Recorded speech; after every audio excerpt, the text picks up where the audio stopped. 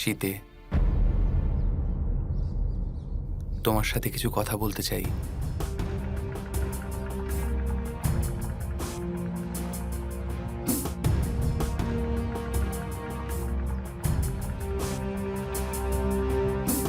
বলুন রঘুনন্দন। এখান থেকে দক্ষিণ দিকে সমগ্র ক্ষেত্রে রাক্ষসগণ নিরন্তর আক্রমণ করে চলেছে। ওখানকার লোকজন ওদের ভয়ে সন্ত্রস্ত।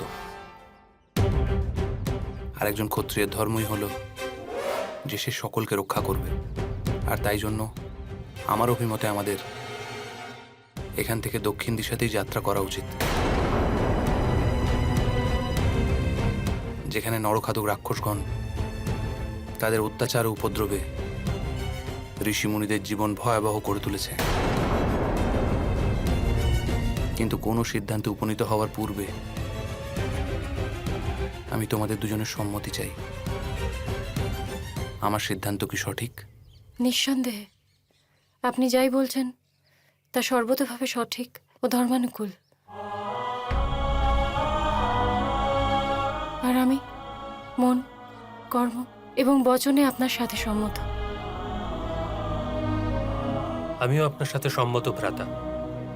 সম্ভবত আপনাকে বনে ভয়াবহ সংকটের সম্মুখীন হতে হবে।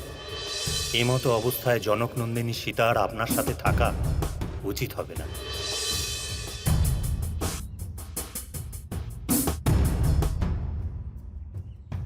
আরও একটি কথা, মহর্ষি অত্রি বনের আতঙ্ক ভয়ের কথা চিন্তা করে আমাকে একটি উপদেশ দিয়েছেন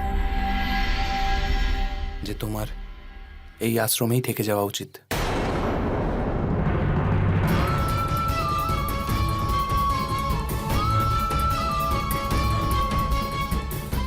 আর আপনি কি চান রঘুনন্দন?